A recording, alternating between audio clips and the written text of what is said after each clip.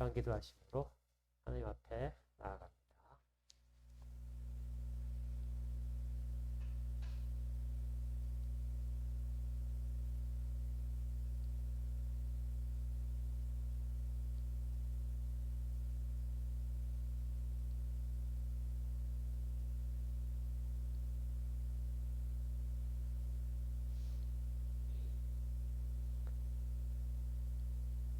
성부, 성자, 성령, 삼위일체 하나님을 찬양하고 모든 영광을 돌려드립니다.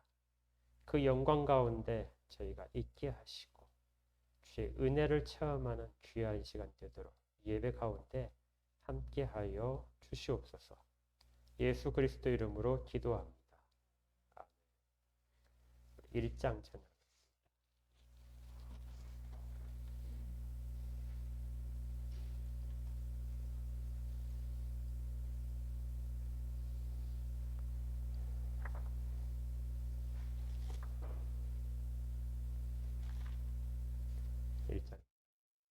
만복의 근원 하나님, 온 백성 찬송 드리고 저 천사여 찬송하세.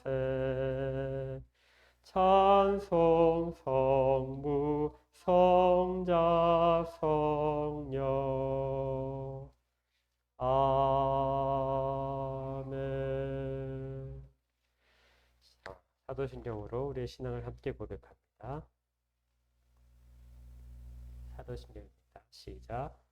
전능하사 천지를 만드신 하나님 아버지를 내가 믿사오며 그 외아들 우리 주 예수 그리스도를 믿사오니 이는 성령으로 잉태하사 동정녀 마리아에게 나시고 본디오 빌라도에게 고난을 받으사 십자가에 못 박혀 죽으시고 장사한 지 사흘 만에 죽은 자 가운데서 다시 살아나시며 하늘에 오르사 전능하신 하나님 우편에 앉아 계시다가 저리로서 산 자와 죽은 자를 심판하러 오시리라.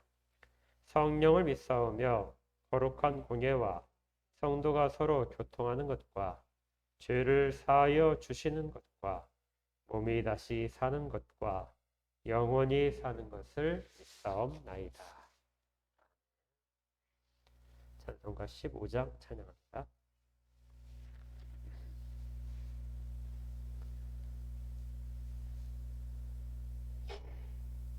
찬송가 15장입니다. 하나님의 크신 사랑 하늘에서 내리사 우리 맘에 항상 계셔 온전하게 하소서. 우리 주는 자비하사 사랑 무한하시니 두려워 구원하여 주소서. 걱정 근심 많은 자를 성령 감화하시며 복과 은혜 사랑받아 평안하게 하소서. 처음과 끝이 되신 주니 항상 인도하셔서 마귀 유혹 받는 것을 속히 끊게 하소서. 전능하신 아버지여 주의 능력 주시고 우리 맘에 임하셔서 떠나가지 마소서. 주께 영광 항상 돌려 천사처럼 섬기며 주의 사랑 영영토록 찬송하게 하소서. 우리들이 거듭나서 흠이 없게 하시고 주의 크신 구원받아 온전하게 하소서. 영광에서 영광으로 천국까지 이르러 크신 사랑 감격하여 경배하게 하소서. 아멘. 이제 기도하겠습니다.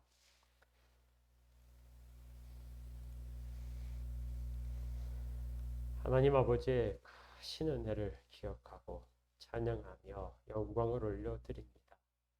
하나님이 저희들에게 베풀어 주신 모든 것들을 어찌 입에 다 담을 수 있겠습니까? 그렇게 아쉬운 마음 속에서 주를 향한 마음들을 고백한 저희들입니다. 마음들이 주님께 다 연락될 수 있도록 그렇게 기쁘게 받아 주시옵소서. 주의 백성으로 삼아지는 영광을 경험했음에도 불구하고 그 기쁨 속에 여전히 있지 못하고 세상의 불편함과 한계 속에서 좌절하고 또 많은 것들을 주 앞에 강구해야 되는 저희들의 현실입니다. 주님, 주의 자녀들의 모든 어려움들을 헤아려 주시옵소서. 가지고 있는 한계점들을 주님 다 헤아리시고 육신적인 한계와 환경적인 한계와 또는 어떤 모든 것들의 한계들까지도 주님 다 주장하셔서 그 한계들이 무너지도록 그렇게 해서 주께서 개입하신 것들을 더 경험하도록 감사하도록 그렇게 이끌어 주시옵소서. 하지만 이 모든 일들을 경험하면서도 그것들이 저희가 가지고 있는 탐욕에 기반한 것이라면 하나님 저희들의 탐욕을 먼저 깨뜨려 주셔서 모든 것들이 주께서 하시는 것임을 다시금 알아갈 수 있는 기회로 삼게 하여 주시옵소서. 그래서 하나님 우리에게 거두게 하신 것들보다 우리와 함께 하심이 얼마나 큰지를 늘 잊지 않을 수 있는 믿음을 먼저 다져주시기를 원합니다. 그리고 또한 지식들이 풍성해져서 하나님과의 교제가 더 깊어지도록 하시고 또 저희들의 입술이 열릴 때마다 하나님 하신 일들이 담대하고 바르게 증거될 수 있도록 그렇게 바른 지식들을 허락하여 주시옵소서.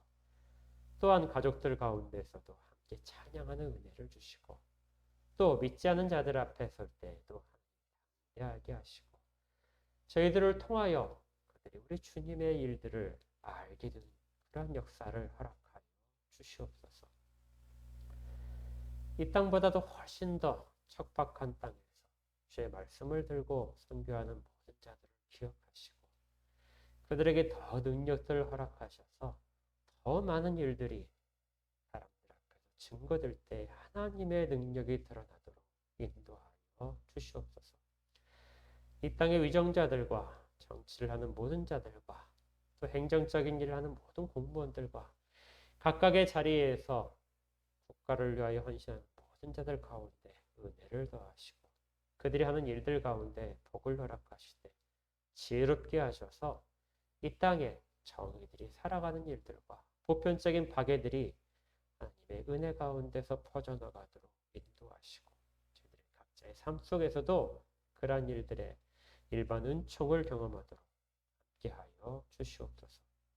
찬양을 드리는 모든 교회들마다 은혜를 더하시기를 구합니다. 특별히 강단마다 선포되는 말씀들을 지키시고 또 저의 입술을 통하여 선포되는 말씀도 하나님의 뜻 안에서만 바르게 선포되도록 지켜 주시옵소서. 듣는 자와 전하는 자들이 한 마음으로 주 앞에 서기를 구합니다.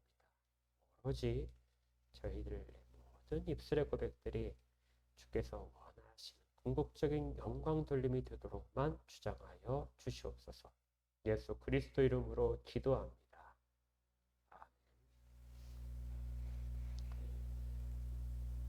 하나님의 말씀을 받도록 하겠습니다. 하나님의 말씀 히브리서 2장 10절부터 16절까지의 말씀입니다. 히브리서 2장 10절부터 16절까지의 말씀이요. 자, 우리 한 목소리로 10절부터 같이 읽도록 하겠습니다. 시작. 그러므로 만물이 그를 위하고 또한 그로 말미암은 이가 많은 아들들을 이끌어 영광에 들어가게 하시는 일에 그들의 구원의 창시자를 고난을 통하여 온전하게 하심이 합당하도다. 거룩하게 하시는 이와 거룩하게 함을 입은 자들이 다 한 근원에서 난지라.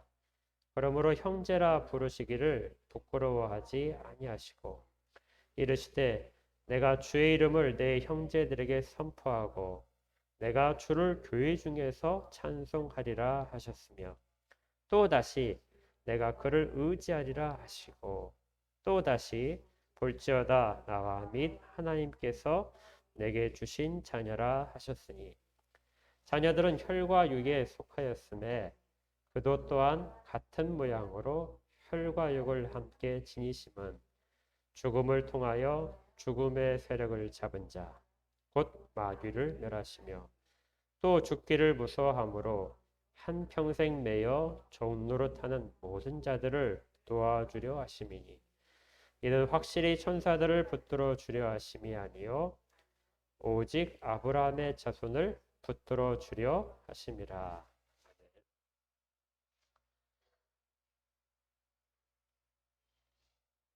이 히브리서만큼 그리스도에 대해서 아주 세세하게 다루고 있는 성경도 그렇게 많지 않습니다. 물론 복음서는 우리 주님이 하신 일들을 기록하기 때문에 그냥 자세히 기록되어 있겠지만 주님이 하신 일들에 대해서 다른 평가라든지 다른 관점에서 살펴보는 성경책 중에 히브리서가 가장 자세하게 다루고 있습니다. 특별히 히브리서에서 강조를 하는 것이 뭐냐면요. 그리스도의 성육신입니다. 우리 히브리서 처음 시작할 때 제가 반복해서 들려드렸던 것이 있었는데요. 그리스도가 하나님의 아들이신 그리고 그분이 하신 일들이 아주 위대하시다는 것에 대해서 무엇을 근거로 믿을 수 있느냐 하는 질문이 있었습니다. 왜냐하면 그분은 우리 가운데 육신으로 오셨고 또 고난받고 죽으셨기 때문에 그렇게 무기력하게 죽은 예수를 어떻게 하나님의 아들이라고 할 수 있으며 그 말씀을 어떻게 우리가 하나님의 말씀으로 받을 수 있겠느냐. 이 부분이 히브리서가 계속해서 많은 이야기들, 그리스도의 성육신에 대해서 언급하는 그러한 원인입니다. 물론 아직까지도 많은 사람들이 거기에 대해서 다 믿지 못하는 분들도 계실 줄 압니다. 이건 궁극적으로 우리의 그 인생관에 대한 문제인데 사람들은 인생을 행복하게 살고 있다, 행복하게 살았다 하는 부분에 있어서 행복이라는 것은 이 땅에서 건강하고 또 자기가 갖고 싶은 것들을 다 가지게 되고 소유에도 만족하고 죽을 때에도 훨씬 더 편안하게 죽는 것. 그리고 죽은 다음에는 사람들이 그 사람을 많이 기억하고 또 그리워하는 것들, 기념하는 것들. 이렇게 인생을 살게 되면 행복한 인생, 가치 있는 인생을 살았다고 생각합니다. 그런데 과연 그것이 가치 있는 인생이었을까요? 몸은 자연스럽게 약해집니다. 그리고 기억력도 떨어지고요. 자신감도 떨어집니다. 누군가에게 의지하지 않으면, 다른 사람의 도움이 있지 않으면 나중에는 자기 홀로 서기를 할 수 없는 그것이 인생의 마지막 장면들에 가까울수록 일어나는 일들이죠. 젊었을 때는 모든 것들이 다 자기가 의롭다고 생각하고 가치 기준도 명확하다고 정의에 대해서 잘 알고 있다고 생각했는데 나이가 들면 꼭 그것이 아닐 수 있다는 생각도 가질 수 있습니다. 마지막에는 모든 임종의 순간에 누구나가 다 죽음을 남기고 가는 거죠. 사람들이 그 사람이 죽은 다음에 기념을 많이 해줬다. 그 사람의 장례식에 많은 사람들이 찾아오고 기념관을 건립하게 되면 그 인생이 아름다울까요? 그의 육신은 흩어지고 썩어서 사라졌을 텐데. 한 인간의 인생은 그렇게 행복을 추구한다 할지라도 궁극적으로 넘지 못한 한계 때문에 그가 완벽하게 행복한 인생을 살았다 하는 것을 말할 수 없습니다. 약해짐이 항상 따르게 되고 죽음의 한계가 있죠. 그리고 거기에 가까울수록 우리 육신들은 훨씬 더 고통 가운데 있게 됩니다. 그래서 그 인생 자체를 성경에서는 영광스럽다 말하지. 그런데 이 모든 일들에 대한 반전이 일어나는 것이 있죠. 그것이 바로 우리 기독교인들에 대한 이야기입니다. 우리 기독교인들은 인생 자체가 사람들과 동일하게 일반적인 그런 과정들을 다 거쳐 영광으로 끝난다. 존귀함으로 끝나게 된다는 것을 알고 믿고 있는 사람들입니다. 그래서 인생관 자체가 일반적인 세상 사람들과 다른 그런 결론을 갖고 있는 것이죠. 이것이 바로 구원을 얻었다는 것입니다. 구원은 비참함으로 끝나는 것이 아니라 비참함을 지나서 있는 사람들이 두려워하는 그 한계점을 벗어나는 순간 우리에게 열려져 있는 영광스럽고 모든 것들이 다 만족된 성경적인 표현으로는 온전케 되는 일들이 앞에 놓여 있음을 보고 달려가는 그리고 어떤 세상적인 영광으로도 대신할 수 없는 그 극치의 영광이 우리 가운데 기다리고 있음을 알게 돼서 가는 것. 이것이 구원이라는 것이죠. 그런데 이 구원에 대한 것들이 열린 것이 바로 예수 그리스도의 성육신 때문이다. 그래서 히브리서는 이 내용을 강조하기 위해서 그리스도의 성육신을 그렇게 계속해서 다양한 시각에서 반복해서 이야기를 들려주고 있는 것입니다. 성육신이 없었다면 구원은 시작되지도 않습니다. 그래서 이 성육신하신 우리 그 읽은 14절 표현대로 하게 되면요. 혈과 육에 속한 이러한 것들을 가져오신 이 일. 그분이 모든 자녀들이 혈과 육에 속해 있는 것처럼 그분 또한 혈과 육에 속해서 이 땅 가운데 오신 것들. 그리고 성육신의 그것이 이런 혈과 육을 가진 것뿐만이 아니라 죽음을 경험하신 것들. 여기까지가 성육신의 의미라는 것입니다. 그리고 거기에서 끝나야 될 모든 인생들의 모습을 그대로 담당하시면서 그것이 끝이 아니라는 것, 새로운 것들을 열어주신 것이 바로 죽음을 극복하신 것이죠. 죽음의 세력을 잡은 자를 곧 마귀를 멸하셨다. 부활하셨다는 것 자체가 마귀의 세력을 멸하신 것입니다.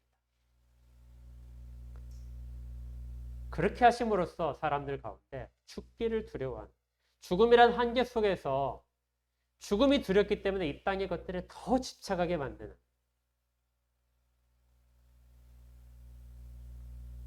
그래서 죽기를 무서함으로 한평생 메어서 종노릇해야 되는 그 모든 자들을 놓아주려 하셨다. 실제로 그 모든 일들을 이루어내셨죠. 그래서 우리 주님을 구원의 창시자라고 그렇게 이야기를 하는 것입니다. 그러니까 주님이 하신 일들 자체가 구원이고 그것이 우리가 경험해야 될 내용이라는 것이죠. 그래서 사람들이 질문하는 것처럼 어떻게 사람의 몸을 입고 고난을 받고 십자가에 달려서 비참하게 죽은 인간이 어떻게 하나님의 아들이라는 호칭을 받을 수 있는가 하는 질문에 대해서 그렇게 죽음 자체가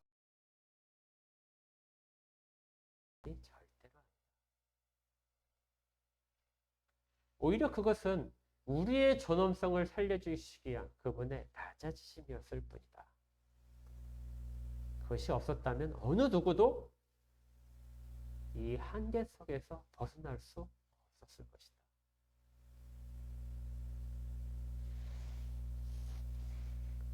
그래서 그의 약하심, 하나님의 무능력, 그리스도의 존귀를 손상시키지 않는 것입니다. 이제 오늘 본문에서 우리가 이제 중점적으로 살펴보고, 그러한 일을 담당하실 때 우리 주님은 어떤 심정으로 담당하셨을까?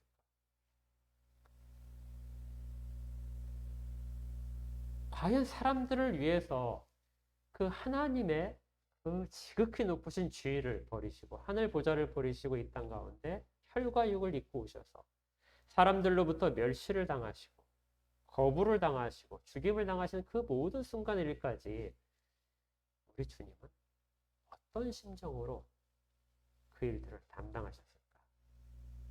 그 부분에 대한 이야기가 이제 오늘 시작됩니다. 11절을 보십시오. 거룩하게 하시는 이와 거룩하게 함을 입은 자들이 다 한 근원에서 난지라. 그러므로 형제라 부르시기를 부끄러워하지 아니하시고. 이 구원은 거룩하게 하는 일들입니다. 구원의 창시자가 하신 일은 사람들 가운데 거룩함을 가져오는 일이다.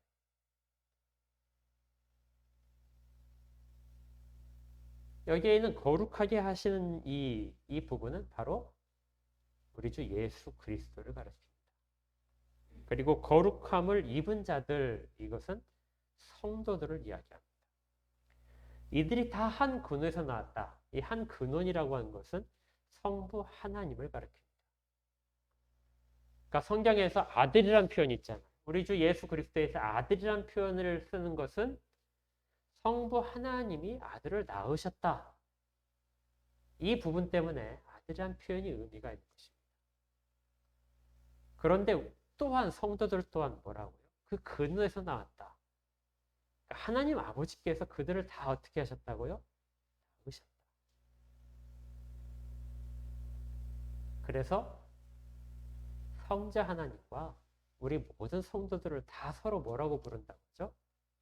형제라고 부른다는 것입니다. 그러니까 우리 주님이, 우리가 주님하고 부르는데 주님이 우리에 대해서도 뭐라고 하신다고요? 형제여 하신다. 하나님이 우리를 낳으셨기 때문에. 우리가 거듭남을 통해서 새롭게 낳게 되는데 그 거듭남 자체를 통해서 우리는 하나님의 자녀들이라는 위대한 신분적인 변화를 갖게 되는 것입니다. 그리고 우리 주님이 우리에게 대해서 형제여 하고 부르시는 것이죠. 그런데 그러면 이 형제여 하고 부를 때, 이 형제라고 부르는 우리 주님께서 원하시는 것이 있는데 그것이 뭐냐면 거룩하게 하시는 것입니다. 그러니까 성경적인 표현으로 따지면은 성부 하나님께서 우리들을 다 낳으셨다는 거예요. 우리들을 다 거듭나게 하셨다는 것입니다. 그리고 성자 하나님께서 우리를 어떻게 하세요? 거듭난 자들을 부정한 자리에 놓지 않으시고 거룩하게 하신다. 주님께서 거룩하게 하시고 그 은혜를 받아야만 우리는 어떻게 됩니까? 거룩하게 됩니다. 거룩이라는 말 여러분들 잘 기억하실 거예요. 거룩이란 말은 사람에게 사용될 수 있는 말이 아니고 하나님께만 사용될 수 있는 말입니다. 하나님의 속성 가운데 있는 부분이에요. 그래서 거룩하게 하시는 이라는 이 표현은 그분이 바로 하나님이라는 표현입니다. 그런데 그 거룩을 사람들에게 거룩하도록 만드시는 거예요. 하나님과의 관계 속에 들어올 수 있도록 그렇게 하나님의 속성들을 주시는 것. 이것이 거룩하게 하는 것입니다. 그래서 구원받은 자들은 다 거룩하게 된 자들이에요. 그래서 우리가 성도라고 부르는 것입니다. 여기에서 꼭 기억할 거예요. 우리의 능력으로, 우리의 어떤 행위를 통해서 거룩함을 얻어내는 것이 절대 아니라는 것을 기억해야 됩니다. 구약에 보게 되면 구약에서 하나님이 그 정하신 제사 방법이 있었죠. 하나님 앞에 가는 자가 거룩함을 입기 위해서 어떻게 하냐면 몸을 씻죠. 예식에 정해진 대로 몸을 씻고 제물을 가지고 그 제물에 피를 뿌려서 거룩함을 입어서 하나님 앞에 나아가게 됩니다. 그러니까 이런 생각을 할 수 있어요. 그 모든 행위를 통해서 우리는 거룩함을 입을 수 있구나. 그리고 신약에 들어가게 되면 그러한 예식들이 사라지니까 그럼 우리가 하나님 앞에서 나갈 때 어떻게 거룩함을 입을까? 그것이 믿음이다. 믿음을 통해서 우리가 하나님을 간절하게 믿고 하나님의 영광을 간절히 그리면서 가게 되면 우리는 거룩하게 되는구나. 이렇게 착각할 그런 여지가 충분히 있습니다. 그렇지만 구약을 보실까요? 구약에 그렇게 짐승을 잡고 피를 뿌리고 또 잿물을 가지고 물 씻고 우슬초로 물 뿌리고 이런 모든 것들을 다 할 때 그 방법을 하게 되면 과연 정결하게 되는 것인가요? 그들이 다른 곳에서 그런 일을 하게 되면 정결하게 되나요? 하나님이 꼭 정하신 곳에서 정하신 방법대로 그렇게 허락하신 곳에서만 그 일들이 가능한 방법이었습니다. 그러니까 행위 자체가 거룩함을 가져올 수 있는 것이 아니라 하나님이 허락하신 때에만 허락하신 장소와 시간에서만 그 일이 발생할 수 있었다. 이것이 거룩하게 하시는 이가 있고 우리는 거룩하게 하심을 입을 뿐이라는 귀중한 교훈입니다. 우리 마가복음 한번 보실까요? 아까 우리 성경을 읽을 때 질문하셨던 부분에 대한 답이 될 수도 있대요. 마가복음 5장을 한번 보겠습니다. 성경 같이 찾겠습니다.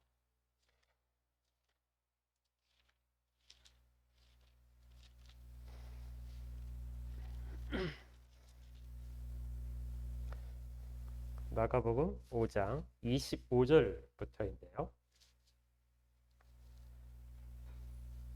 신약성경 60쪽입니다. 자, 한번 쭉 읽어보겠습니다. 여러분들이 다 아시는 유명한 이야기니까 들으시면 바로 다 아실 것입니다. 5장 25절 12해를 혈류증으로 알아온 한 여자가 있어 많은 의사에게 많은 교령을 받았고 가진 것도 다 협의했을 때 아무 효험이 없고 도리어 더 중하였던 차에 예수의 소문을 듣고 무리 가운데 끼어 뒤로 와서 그의 옷에 손을 대니 이는 내가 그의 옷에만 손을 대어도 구원을 받으리라 생각함이로라. 이에 그의 혈루 근원이 곧 마름에 병이 나온 줄을 몸으로 깨달았느니라. 예수께서 그 능력이 자기에게서 나간 줄을 곧 스스로 아시고 무리 가운데서 돌이켜 말씀하시되 누가 내 옷에 손을 대었으냐 하시니 제자들이 여짜오되 우리가 에워싸 미는 것을 보시며 누가 내게 손을 대었냐고 물으시나이까 하되 예수께서 이 일을 행한 여자를 보려고 둘러보시니 여자가 자기에게 이루어진 일을 알고 두려워하여 떨며 와서 그 앞에 엎드려 모든 사실을 여쭈니 예수께서 이르시되 타라 내 믿음이 너를 구원하였으니 평안히 가라 내 병에서 놓여 건강할지어다. 12해를 어떤 방법을 써서도 피가 계속해서 흐르는 그런 병을 고치지 못했던 여자의 이야기입니다. 그런데 이 여자가 12해를 계속해서 괴롭힘을 당하다가 아무 방법이 없을 때 사람들의 그 소문을 들었습니다. 소문에 의하면 어떤 정말 새로운 선지자가 나타나셨는데 그분이 굉장히 기적을 많이 행하신다. 그리고 그분이 우리 마을에 들어오셨다. 그래서 이 여자가 그분의 옷자락이라도 만지면 내가 나을 것이다 하는 그런 소망을 가지고 많은 사람에게 둘러싸이는 예수를 찾아갑니다. 하지만 다가갈 수가 없었어요. 그래서 어쩌지 해서 숨을 비집고 그렇게 가서 옷자락을 만졌습니다. 그리고 그 만진 순간 자신의 병이 치료된 것을 경험했습니다. 우리가 다 잘 아는 이야기잖아요. 더 이상 그의 몸을 통해서 피와 고름이 흐르지 않도록 돼서 그는 이 표현을 구원받았다 이렇게 표현합니다. 병이 나은 것도 구원받았다는 표현을 쓸 수 있거든요. 그리고 이제 주님이 이 여인을 불러서 딸아 내 믿음이 너를 구원하였으니 평안히 가라 말씀하시게 됩니다. 자, 여기 이제 이 부분에 대한 이해가 문제가 되는데 이 부분을 보면서 이 여인의 그 간절한 믿음 이것이 구원을 받게 되는 그런 원인이 되어서 구원을 일으켰구나.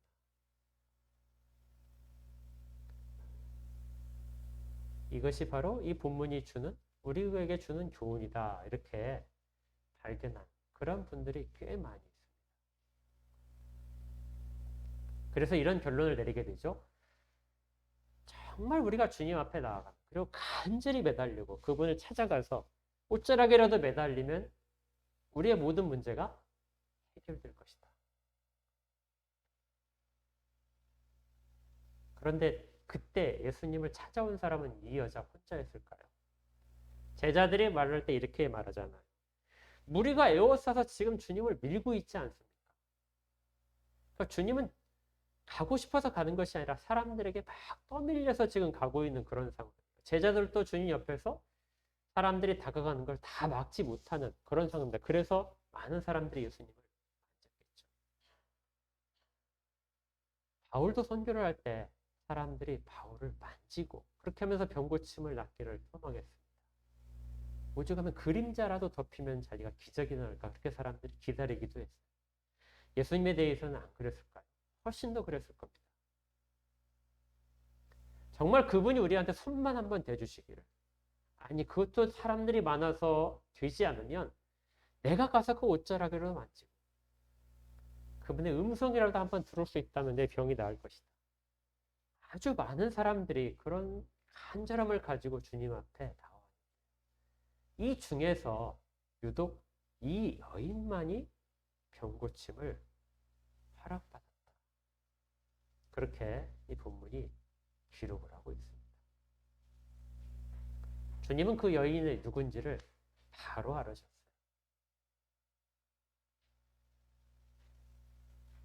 그렇다면 간절함이 이런 구원의 원인이 될 수 없다는 것입니다. 그렇지 않을까요? 베데스다 연못에서 물이 동할 때마다 사람들이 가장 먼저 뛰어드는 사람이 병이 낫는다고 그러니까 누구든지 거기에 대한 간절함이 있어서 바로 내일 될까 아니면 1시간 될까 이 옆에서 떠나지 못하고 있는 그런 간절함으로 그 물속에 들어가면 그 사람만 해결될 수 있는 문제입니다. 성경에서 기적 이야기 속에 품어져 있는 정말 중요한 메시지는요. 그 기적을 베푸시는 분이 우리 주님이라는 것입니다. 이 12해를 앓는 혈투증을 앓는 이 여자의 이야기는 어떤 이야기들과 같이 있냐면요. 5장을 한번 잘 보십시오. 바로 앞에 나오는 것은 귀신 들린 사람의 이야기.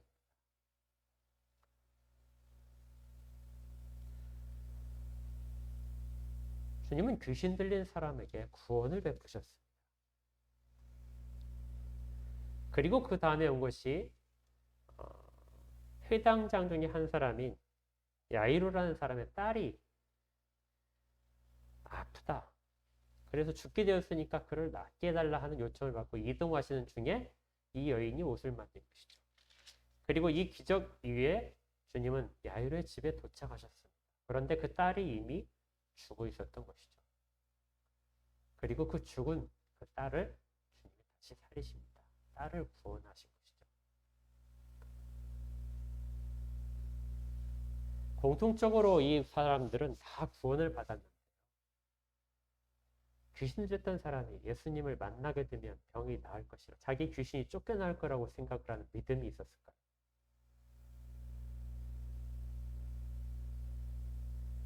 죽은 회당장의 딸이 죽은 상태에서 믿음이 있었을까요? 그래서 다시 살아나는 구원의 은혜를 경험을 했을까요?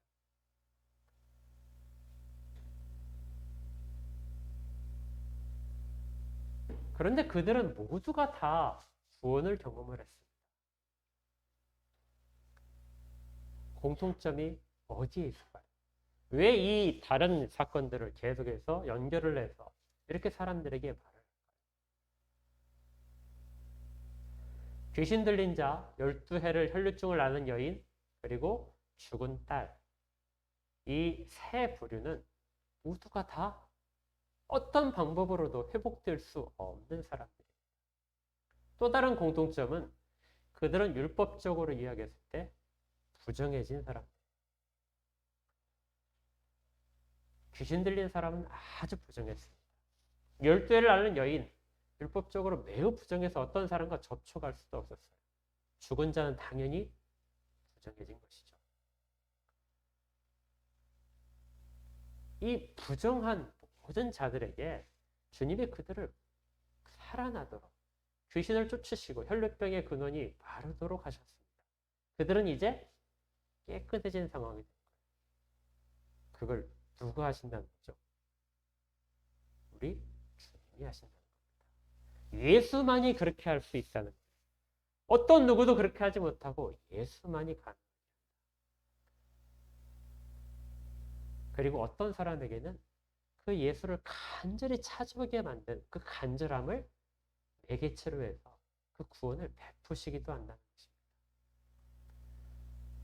그러니까 간절함이 기적을 경험하는 요소가 되는 것이 아니고요.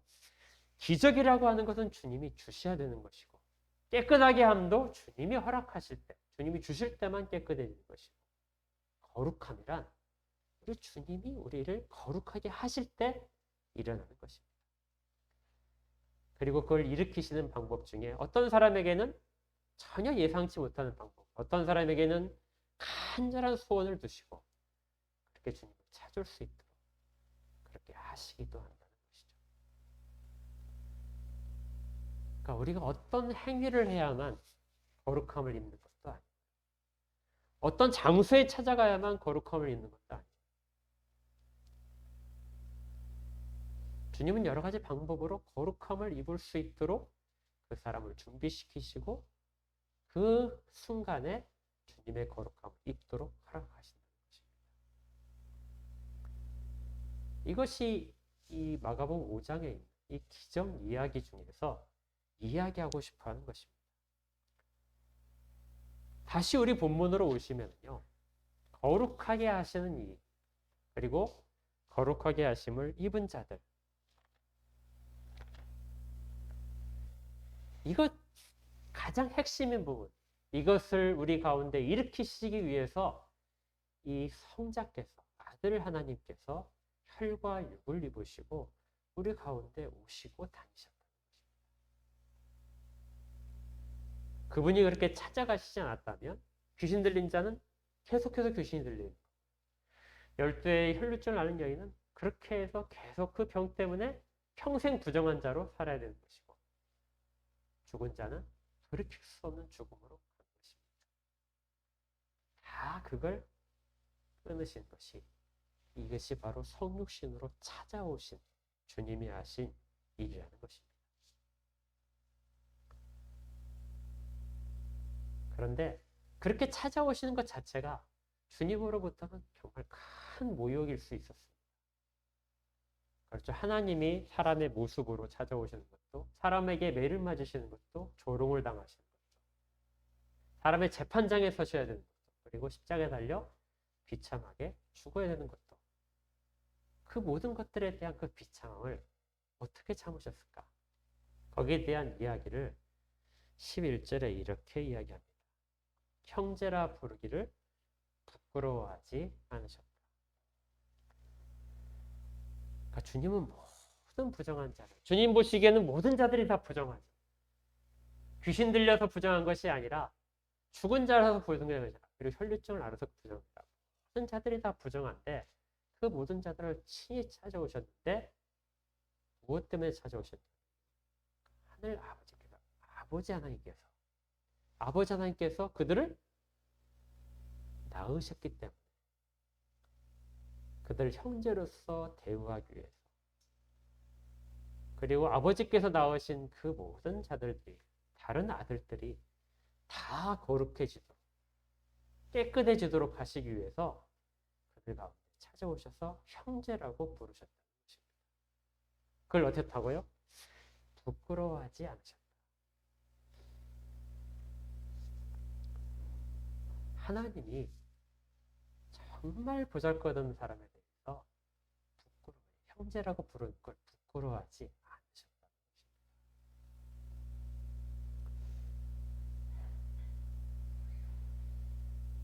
우리가 여기에 대해서 잘 알고 있는 비유가 하나 있습니다. 누가복음이죠. 누가복음 한번 찾아보겠습니다.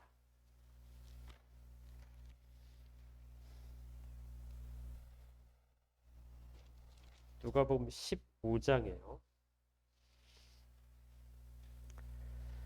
자, 둘째 아들, 돌아온 탕자 비유로 알려져 있는 둘째 아들의 비유를 잠깐 보겠습니다.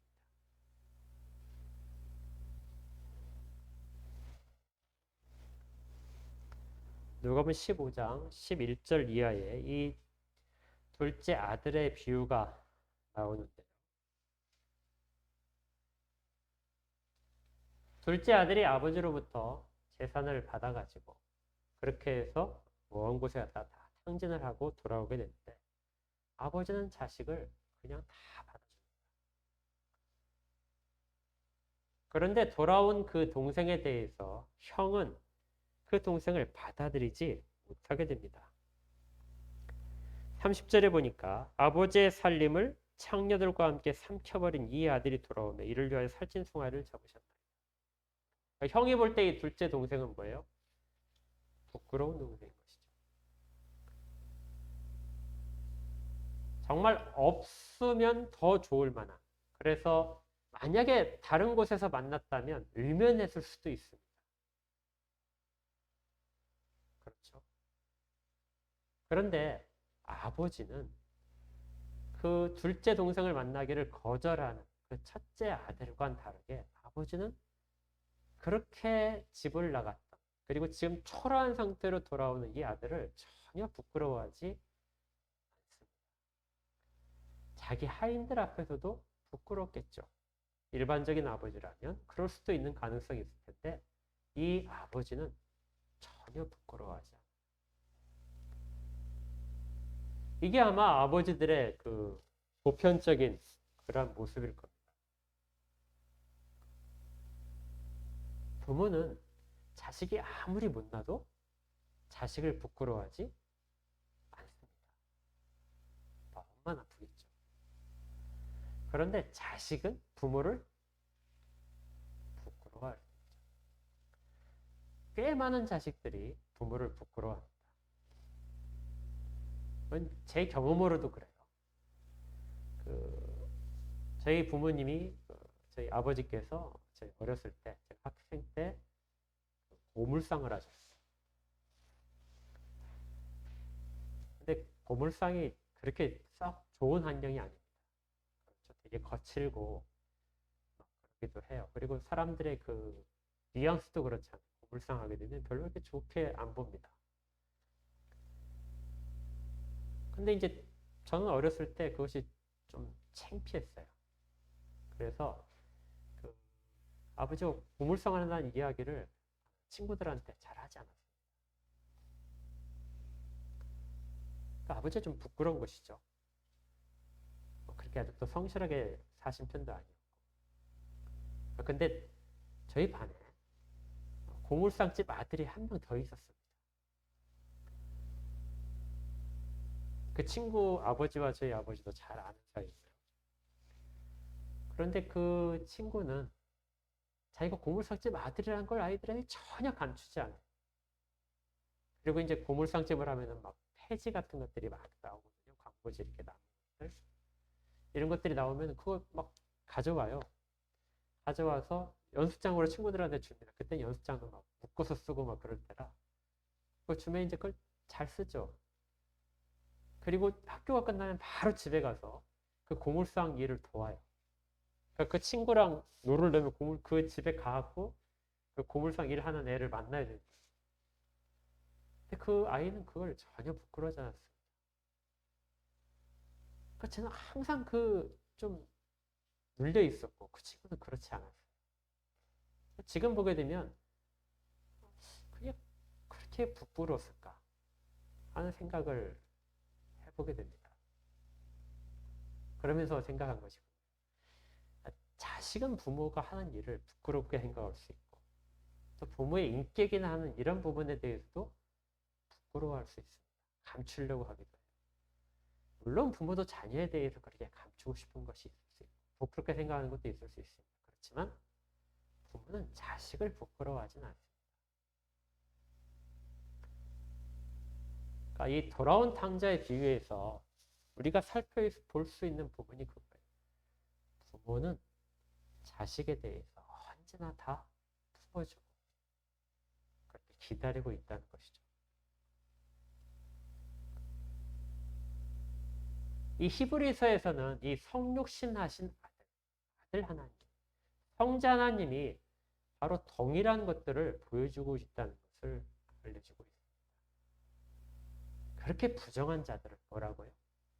하나님이 형제라고 부르기를 부끄러워하지 않으신다. 우리는 그 은혜에 의해서 지금 이렇게 주 앞에 서 있을 수 있다는 것입니다.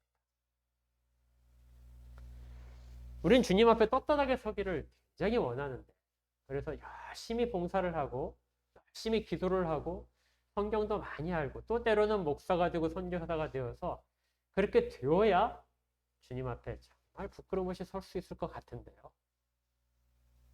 그런데 주님은 우리가 무엇을 했던 것, 그런 것들과 관계없이 우리 주님은 우리를 부끄럽지 않게 여기신다. 단 한 가지 빼놓고 우리가 주님을 부끄러워할 때를 빼놓고, 너희가 사람들 앞에서 나를 부끄러워하겠으면 나도 너희를 부끄러워할 것이다. 사실 이것이 말이 안 되는 이야기죠. 주님은 정말 부정한 자 앞에 모셔서 그들과 함께 형제라고 불리는 것 자체도 부끄러워하지 않으셨는데, 우리는 그분을 형제라고 부를 수 있는 영광을 안았음에도 불구하고 그분을 우리 가운데 주님이라고 부르고 형제라고 부르는 것, 내가 주의 백성이고 그리스도인이라고 부르는 것 자체를 부끄러워한다면 얼마나 말이 안 되는 일이에요.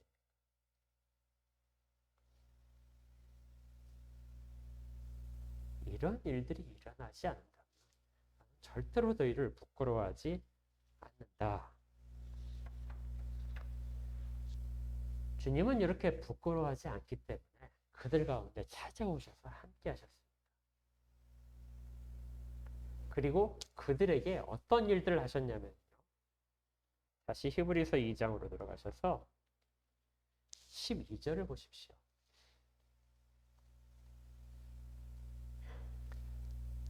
세 군데의 구약 성경을 인용을 하셔서 이 일들을 하셨다. 이건 이제 히브리서 기자가 주님의 일을 이렇게 요약을 하고 있는데요. 12절입니다. 내가 주의 이름을 내 형제들에게 선포하고 내가 주를 교회 중에서 찬송하리로다. 여기서 주라는 것은 아버지 하나님. 그리스도께서 형제들 가운데 오셔서 뭐를 나타내셨다고요? 주의 이름, 하나님 아버지를 선포하신 것입니다. 그리고 또 그들과 함께, 이 교회라는 단어가 나오는데 그들과 함께 공동체를 만드시고 그 공동체 속에서 하는 것입니다.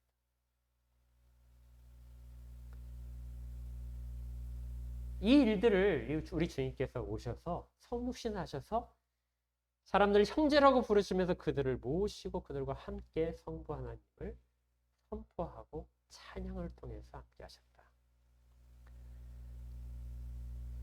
13절에는 또다시 내가 그를 의지하리라. 시편 8편에 있는 내용을 인용하고 있는데요. 그분은 언제나 하나님 아버지를 의지하셨다.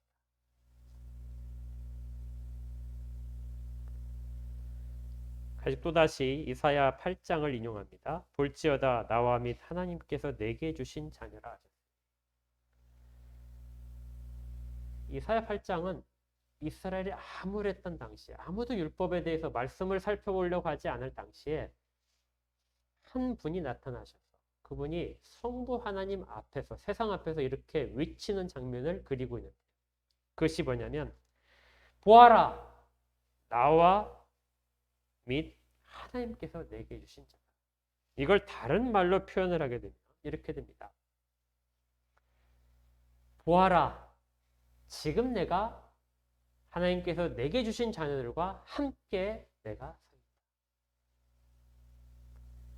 세상에 대해서 이렇게 선포하는 내용이기도 하고요.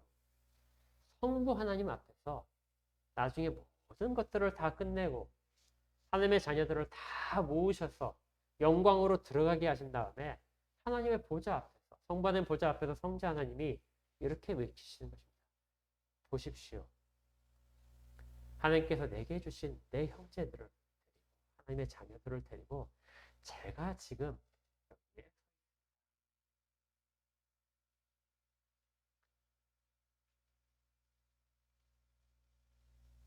주님께서는 이 모든 일들을 우리와 함께 이루어 가시고 있다는 것이고, 마지막의 결론은 그렇게 될 것이라는 것입니다. 이걸 지금도 우리 가운데서 하고 계시다. 이것이 히브리서가 그리스도의 성육신에 대해서, 그것이 우리 가운데 어떤 의미가 있는가를 강조해서 들려주고 있는 말입니다. 그러니 우리가 우리에 대해서 너무 그렇게 부끄럽게 생각할 필요가 없다는 것이죠.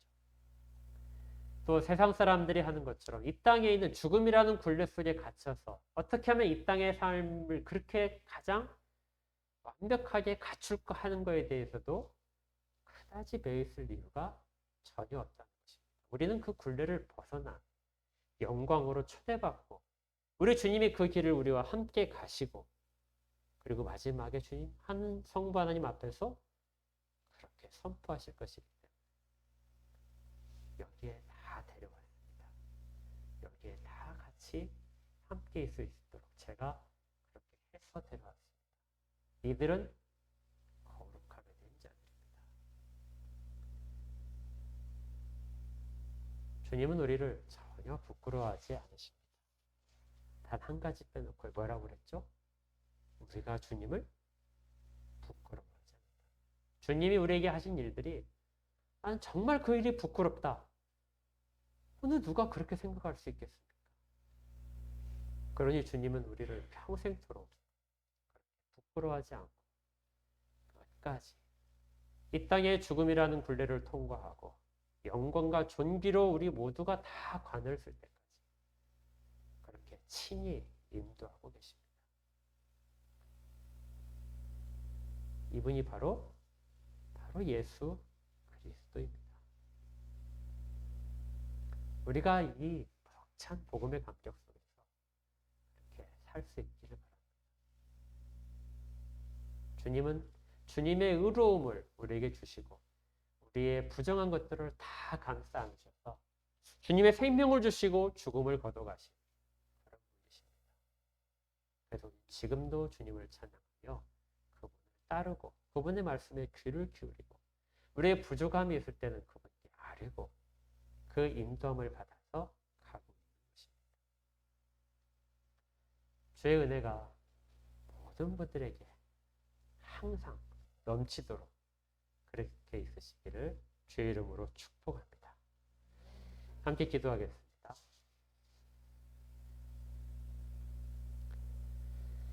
하나님 아버지 감사합니다.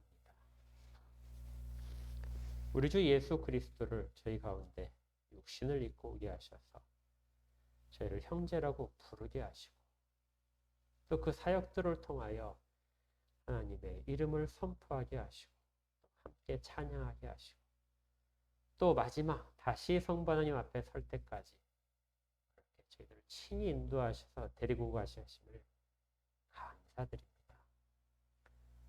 우리 주 예수 그리스도를 부끄러워하지 않는 것, 주님께서 우리에게 보여주셨던 그 모든 은혜들에 늘 감사한 것, 저희들이 기억해야 될 이 부분들을 붙잡을 수 있게 하여 주시옵소서.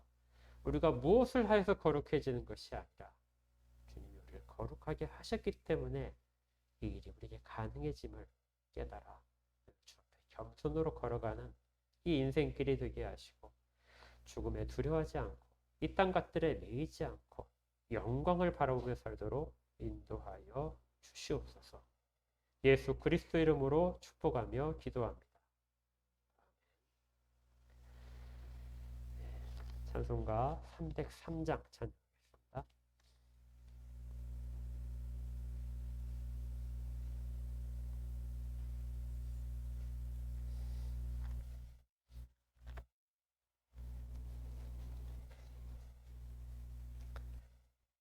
찬송가 303장입니다. 날 위하여 십자가에 중한 고통 받으사 대신 죽은 주 예수의 사랑하신 은혜여 보배로운 피를 흘려 영영 죽을 죄에서 구속함을 받은 우리 어찌 찬양 안 할까. 예수 안에 있는 우리 한량없이 즐겁고 주 성령의 위로함이 마음속에 차도다. 천국 음악 소리 같은 은혜로운 그 말씀 끊임없이 듣는 우리 어찌 찬양 안 할까. 이 세상의 모진 풍파 쉬지 않고 불어도 주님 안에 보호받는 우리 마음 편하다. 늘 깨어서 기도하고 저 천국을 바라며 주님만을 기다리니 어찌 찬양 안 할까. 아멘. 자, 드린 물질을 위해서 기도하고 축도로 마치겠습니다.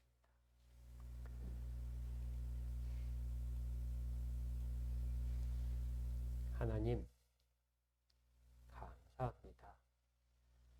베풀어 주신 사랑이 너무나 크고 그 은혜가 저희들에게 넘쳐 흐르고 있음을 깨닫습니다. 이 은혜 가운데 서도록 인도하시고 그 은혜를 기억하고 또 저희들을 통하여 흘러 넘쳐갈 수 있도록 도와주시옵소서. 평안들이 넘치게 하시고 소원들이 충족되도록 인도하여 주시옵소서. 땀을 흘려서 일할 수 있는 직장들 주셨사오니 그 직장들 가운데도 복을 허락하시고 성업들 가운데 풍성함이 넘치도록 인도하여 주옵소서. 그리스도인들의 손들을 복되게 하셔서 그 손들이 닿는 곳곳마다 생명의 일들이 일어나게 하시고 평안과 위로가 넘치게 사용하여 주시옵소서. 드린 물질들 가운데 주님이 친히 인도하셔서 사용되는 곳곳마다 생명들이 사랑하게 도와주시옵소서. 이제는 우리 구주 예수 그리스도의 은혜와 하나님 아버지의 크신 사랑하심과 우리 안에 내주하시며 지금도 주의 백성들을 이끌고 계시고 위로하시고 교통하시며 역사하시는 모든 성령 하나님의 은혜가 모여 예배드린 모든 자들 가운데 지금도 변함없이 예수 그리스도를 사랑하는 모든 자들 가운데 주의 이름을 부르며 주를 찾는 모든 자들 가운데 영원까지 함께 있을지어다.